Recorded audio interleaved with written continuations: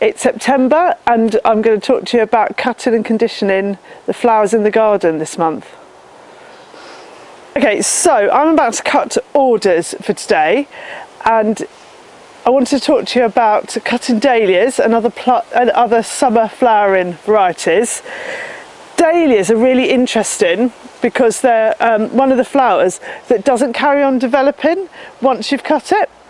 So you want to cut it when it's a good 2/3 of the way open, and it will just carry on, just blossoming in the vase.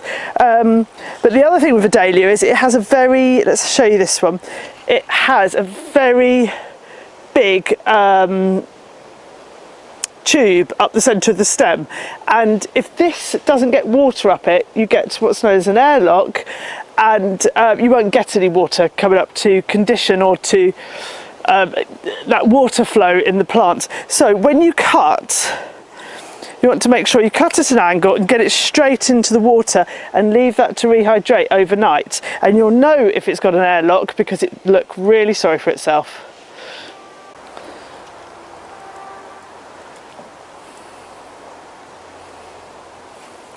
So these dahlias I've just cut off. First I strip all the leaves off. I don't actually much like the green leaves at this time of year.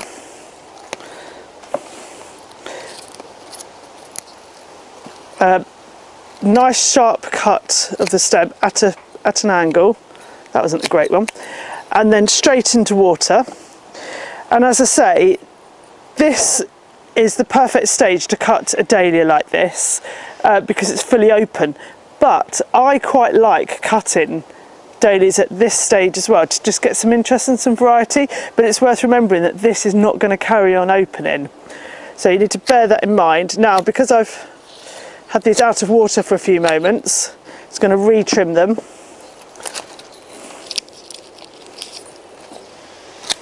Oops. There you go, and in a couple of minutes they will go into the dark and cool to rehydrate and condition overnight.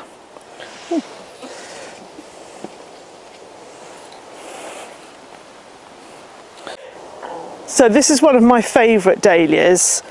I completely can't remember what it's called. Couple of things to talk to you about this. You can see here, this is a spent bud. You can see it's got a really pointy face as opposed to a bud that's about to open that's much rounder. They can actually look quite similar, but that one we know is not going to flower, and I'll chop that off to make sure it doesn't go to seed. And with the singles, they don't actually last very long in the vase, so I'll never cut them at that stage, and I cut them when they're just opening. And these, unlike the pom-poms, they will carry on opening in the vase, and you'll just get that a few more days vase life before the petals drop off.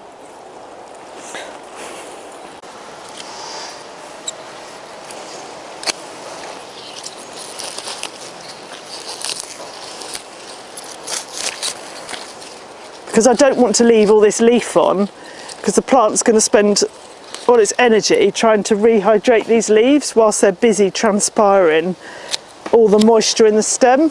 So now the plant can put all its energy into opening this flower up so it opens for pollination. Or sitting in a vase. I'm going to leave that one on because I just think that's quite fun.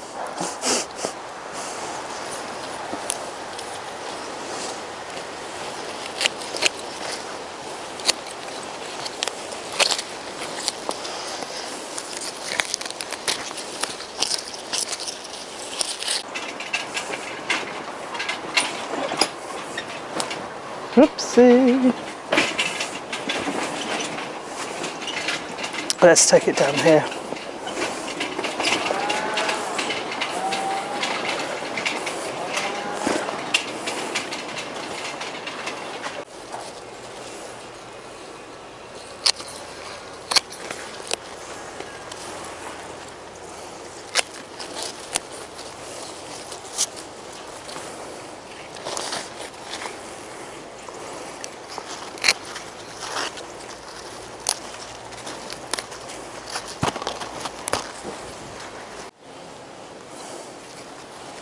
So these zinnias, you want them to be nice and stiff, so when you give them the wobble test, they don't bounce around too much, whereas one like this is much softer and that won't condition. We'll put it into a bucket of water and the head just won't lift and it'll run out of water too fast. It's too sappy.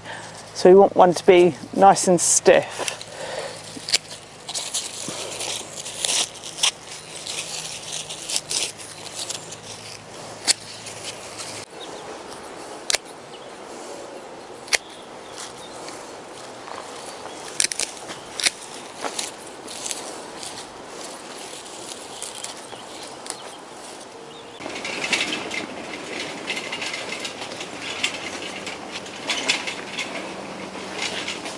So that's my cutting and preparation. Now they're going to go to the studio to have a good rest overnight, deep, dark and cool in the water till tomorrow.